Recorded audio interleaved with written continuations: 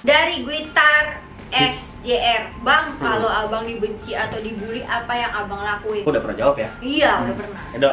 Kalau saya sih pasti kita bahas dengan kasih nomor satu sih itu. Biasanya sih saya doain. Memang susah awalnya untuk mendoakan orang-orang yang tidak suka sama kita, tapi kalau dibiasakan lama-lama lancar kayak gitu. Dan enaknya kalau kita punya pikiran yang positif ya, kalau pada saat ada orang yang benci sama kita selalu pikir dia pasti punya sesuatu hal yang kejadian dalam diri dia yang membuat dia menjadi seorang pembenci. Contohnya banyak orang-orang yang broken home gitu karena dia dikelilingi sama kebencian, jadi dia pengen menyalurkan kebencian dia ke orang lain supaya kebencian dalam diri dia tuh berkurang, tersalurkan kayak gitu. Jadi kasihan mereka, justru saya kasihan, karena kasihan harus saya doakan gitu, dikasihi. Kok curhat sih kamu? Kayak curhat gitu. Dan Gitu. gue mau nambahin dikit, itu berarti kita harus belajar jadi orang yang rendah hati kan? Ya. Kalau menjadi orang yang rendah hati itu susah nggak dong? Susah banget. Harus latihan terus Ya, tapi kita nggak boleh berhenti untuk belajar. Iya, betul. Justru pada saat kita merasa kita rendah hati, itu adalah ciri bahwa kita sepertinya kita sudah mulai sombong gitu. Gua sampai sekarang pun kadang-kadang kalau bikin sesuatu, apa gue sombong ya gitu. Ya, Kalau gue lagi ini selalu bilang apa gue sombong ya gitu. Karena kalau gue selalu balik pada semua yang gue lakukan dan gue punya sekarang, prestasi yang kata orang bilang prestasi, gue tidak menganggap itu adalah hasil pekerjaan gue. Itu adalah pemberian Tuhan buat gue gitu. Jadi dan gue benar-benar meyakini dan merasakan itu karena gue pernah berjuang mati-matian kerja dengan segala macam strategi apa segala macam, nggak jadi apa-apa. Tapi setelah berserah sama Tuhan, mengandalkan Tuhan selalu berdoa terus, Tuhan lancarin, dikasih hari gitu, kayak kita kayaknya gue nggak buat apa-apa gitu. Kayaknya sinematografi gue dari dulu nggak berkembang, masih banyak yang lebih bagus, masih banyak yang lebih lucu, masih banyak yang lebih keren, masih banyak yang lebih muda. Tapi ya Tuhan kasih pemberian dengan sangat berkelimpahan. Kita bersyukur karena itu, selalu percaya bahwa andalkan Tuhan selalu, dan semua yang kita lakukan itu berkat Tuhan. Udah itu aja, pegang terus. Mudah-mudahan rendah hati. Amin. Luar biasa. Yes, next. Dari Farah, apa yang membuat lo sama Bang Edo bertahan di YouTube? Padahal udah ngerasain manis asemnya di YouTube. Udah ngerasain manis, pahit, asem, nano-nanonya Kami rasanya dunia YouTube, dunia entertain di internet dan media. Mulai dari Edo dulu, abis itu gua. Curang, dia pasti mau mikir dulu dia. Yang membuat saya bertahan apa ya? Karena passion sih. Nomor satu karena saya pengen menghibur orang. Nomor satu gitu. Jadi meskipun saya sering disalah sangkakan gitu, kadang-kadang kalau kita buat sesuatu pasti bilangnya, oh ini pasti begini, oh ini pasti nyindir ini, oh ini pasti begini. Padahal tujuan saya cuma menghibur orang aja. Karena namanya kita kalau bercanda ya biasanya seringkali ada yang jadi ada hal yang dibercandain gitu, dan kadang-kadang orang mikir kita malah menyinggung atau menyindir, padahal ya kita cuma bercanda gitu. Kayak misalnya saya bercandain tentang tentang beatbox ya, saya coba bercanda aja gitu, nggak maksud menyindir bahwa beatbox tuh jelek apa semua, enggak. Sama kayak kamu ngatain teman kamu aja, wah jelek lo, woi pesek kayak gitu, nggak berniat. Cuma ya karena kita merasa dekat, karena kita merasa pengen bercanda, pengen ketawa bareng kayak gitu aja. Kalau gua yang bikin bertahan itu passion. Ya ujung-ujungnya ya emang balik lagi ke passion, karena mulai YouTube aja dari passion. Gue dulu pertama kali nge-YouTube itu di Jakarta Beatbox Channel, dan itu gue nggak ada yang nonton. Yang nonton cuma diri gue sendiri, gue ulang-ulang, gue refresh. Tapi karena yang namanya suka, sampai sekarang pun masih terus nge-YouTube. Apapun yang terjadi setelah asam manis, Gula Jawa, itulah semuanya, beras kencur ya, udah gue rasain, tetap passion karena seneng sih. Sampai tua pun nanti ibaratnya gue udah YouTube-nya nih, udah banyak yang lebih baru, gue tetap bakal bikin. Itu rencana gue, gitu. Walaupun yang nonton tuh berapa ratus dah, berapa puluh, tetap gue, karena gue seneng. Dan semakin besar, semakin lama, semakin banyak followers, makin punya tanggung jawab. Jadi kadang-kadang kita pengen menghibur, tapi di satu sisi kita punya tanggung jawab. Wah ini banyak subscriber gue, banyak followers gue yang masih anak kecil, yang butuh value tambahan, karena anak-anak zaman sekarang tuh beda sama kita. Kalau kita tuh dulunya kan nggak ada internet nih, nggak ada. Kita lihatnya orang tua, gitu kan, guru, kayak gitu kan, atau idola-idola yang di TV yang istilahnya udah disaring lah, gitu kan. Sedangkan kalau di dunia digital sekarang udah nggak ada yang disaring, kita nonton sembarangan masuk aja gitu. Kita masuk ke explore Instagram, DJ Butterfly lah apa, padahal kita nggak follow tapi muncul aja gitu kan. Jadinya ya apa namanya, bukannya saya bilang DJ Butterfly jelek ya, cakep tapi ya bagi-bagi. Cuma maksud gua kalau dia menjadi idola anak-anak kan bukan hal yang baik gitu. Jadi kita punya tanggung jawab untuk kita kasih value buat anak-anak kecil biar mereka tumbuh kembangnya bisa menjadi generasi penerus. Ini kayaknya judulnya khotbah by Edozel. Khotbah by Edozel. Siap. Next. Yosia Anauhitu Haresto. Bang dulu SMA-nya IPA atau IPS? Nah, kalau gua dulu SMA-nya itu karena gua SMK pariwisata, tidak ada IPA sama IPS. Tapi IPA sama IPS-nya itu diganti. Jepang atau Prancis. Prancis itu IPS, Jepang itu IPA. Oh, lu Jepang ya? Gue Jepang. Karena kenapa Jepang itu IPA dan Prancis itu IPS? Karena Jepang itu kita mesti bahasanya belajar kanji. Sementara kalau Prancis masih alfabet ABCD. Meskipun ada miring-miringnya ya. Iya, gitu. Gue Jepang, gue IPA. Kalau saya IPA juga, ilmu pengetahuan akuntansi. Oke, siap. Enggak, saya IPA. Siap. IPA juga. Pengetahuan alam. Cuma kuliahnya ambil humas, hubungan masyarakat. Jadi nggak nyambung. Kuliahnya selesai? Selesai. Selesai. Saya di UI kan. Tadinya saya mau masuk dokter, ya kan. Saya udah pernah cerita belum. Cerita dimanapun. Wah, ini. Jadi rahasia terbesar kenapa saya masuk hubungan masyarakat? Itu kan jurusan IPS. Padahal saya IPA. Sebenarnya saya pas tes di UI, pilihan pertama kedokteran. Pilihan kedua, udahlah nggak usah masuk, asal-asal aja. Apa ya? Hubungan masyarakat, bodo amat lah gitu. Keterimanya yang kedua karena nilainya nggak cukup. terus akhirnya nanya sama nyokap, gimana nih mah gitu. Saya keterimanya malah beda jurusan. Udahlah, hemat ya udah saya UI deh gitu. Tapi 2 tahun akhirnya berhenti karena harus kerja buat cari duit lagi. Gitu. Harus milih antara cari uang sama kuliah. Tapi karena kalau saya nggak cari uang saya nggak bisa kuliah, ya udah saya cari uang aja gitu. Ya udah akhirnya kumpul uang dan sekarang lagi kuliah lagi di London School itu. Lagi London School. Iya, ambil apa? Jadi saya untung kuliah 7 tahun. Lama ya. Oke. Ambil apa di London School? Sama hubungan masyarakat lagi. Siap. S1 itu ya? S1. Siap. Biar ada gelar aja. Luar biasa. Ada gelarnya ya? Ada. Gelar apa? Gelar tiker.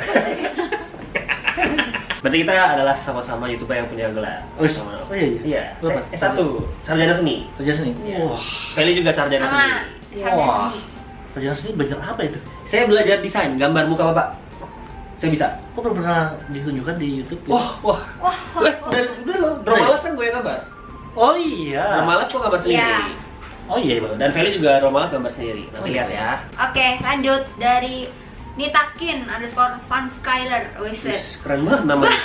Bang, apa sih definisi kalian untuk jadi seorang konten kreator? Definisi susah banget. Berarti anak-anak muda nih sekarang filosofi semua ya. Definisi konten kreator adalah seseorang yang membuat konten atau isi dalam bentuk video di sosial medianya gitu. Gimana? Bagus kok. Itu sumbernya dari Wikipedia ya. Silahkan di search di wikipedia.com. Siap. Konten kreator apa ya? Saya juga bingung. Ya konten kreator ya bikin saya video. Kalau dibilang konten kreator sekarang gini dong. Enggak gitu cocok juga ya. Enggak gini. Konten kreator itu beda sama orang yang nge-upload. Karena sekarang kan lagi banyak banget di trending video YouTube yang orang yang cuma nge-upload dari video mana gitu. Terus habis itu dikasih judul yang menarik misalkan. Ya kayak wow, lihat pasti Anda tercengang gitu kan. Iya. Itu beda sama konten creator. Konten creator adalah yang bikin karya benar-benar dari nol, idenya original, ya. Terus habis itu dia tidak mereupload. Jadi emang videonya dia rekam sendiri dan itulah yang karya konten creator yang bagus yang harus kita apresiasi sama-sama semua. Bukan yang di-upload, ya. Tapi kalau lu lebih senang dibilang apa? Gue lebih senang dibilang konten creator daripada YouTuber. Oh gitu ya? Ya, karena walaupun nggak ada YouTube, gue akan bikin video terus. Dan ada video.com. gitu. Jadi kalau YouTuber kan Kalau itu kan YouTuber ya. Kalau Ya. video.com Video.comer. nggak enak ya. Kurang enak ya? Beneran apa beneran? Nggak tahu. Kalau saya lebih suka dipakai predikat influencer sih. Aku juga suka. Dibandingkan konten kreator, karena menurut gua konten gua ya nggak bagus banget sih gitu. Makanya aja. gue di Instagram gue hitungannya creator sama influencer. Iya. Dua-duanya maruk. Sama. Next. Dari Abraham, makanan kesukaan kalian berdua apaan? Gampang. 1, 2, 2, 3. Sushi. Beda. Gratis. Beda. Saya sukanya makanan gratis. Oh ya udah. Kalau gue sukanya sushi. Beda, gue pikir sama. Gue pikir juga sama. Fail. Gue pikir juga sama. Ya makanya gue sushi yang gratis. Saya sebenarnya saya lebih suka makanan yang asin-asin gurih-gurih gitu. Kan ada orang-orang yang sukanya manis gitu kan. ya.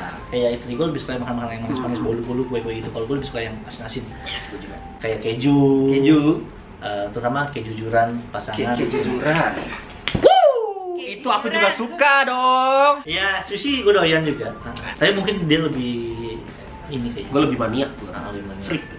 Saya aja nggak tahu soal sushi masa. Ini dia tahu duluan. Iya. Waktu itu kita pernah Habis syuting bareng kita ya. sushi masanya deket. Yuk.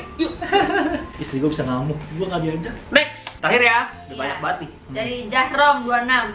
Bang, menurut lo Edozel gimana orangnya? Dan sebaliknya, Edozel si Rando gimana orangnya? Oke. Si Taruh Rando. dulu. Oke ya. Menurut gua Edozel itu orangnya pertama dia dari awal gua ketemu dia itu berkarisma. Oh, Wih.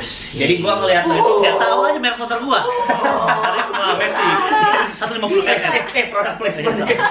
Gua waktu pertama kali ngeliat lo itu gua udah kayak langsung suhu ajarkanlah aku. Celsius. Kok kamu kayak mendalami suhu? Iya. Kayak kelihatan tuh.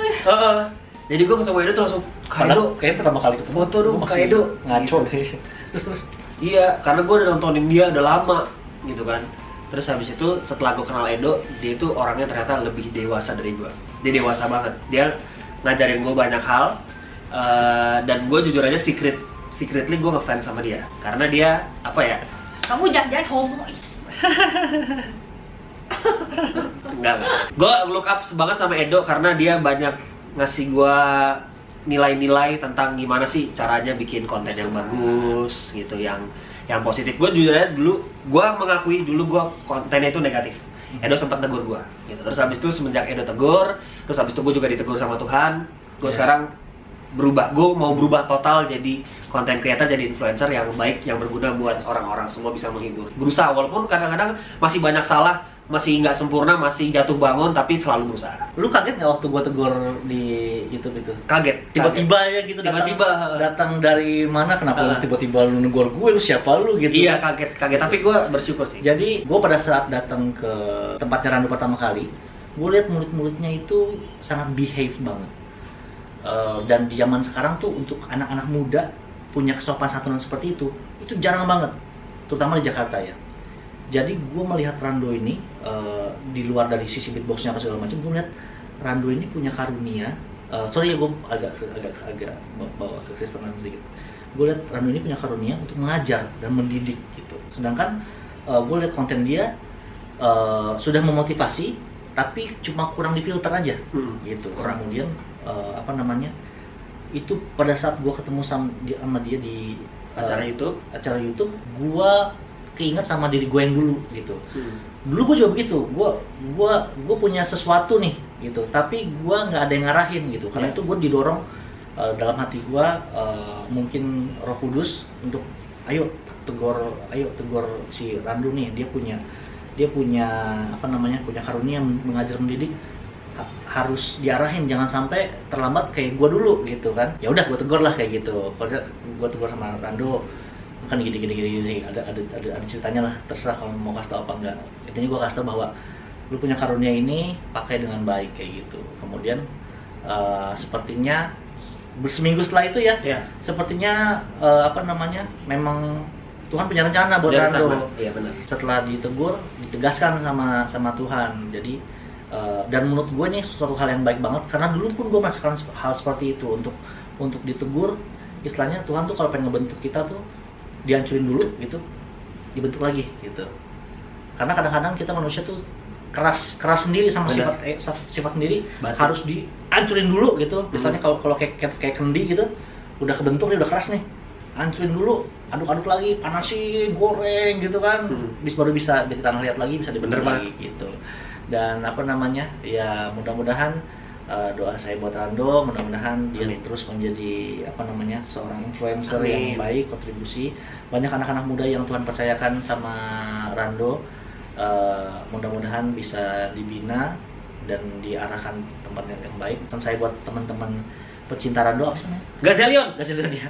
Gazelion, terus dukung kakak kalian ini untuk mengembangkan sayapnya ke kanan dan ke kiri supaya lebih banyak lagi anak-anak kecil yang dirangkul, supaya apa namanya selain dia mengarahkan lebih banyak orang, dia juga bisa menjadi saluran berkat.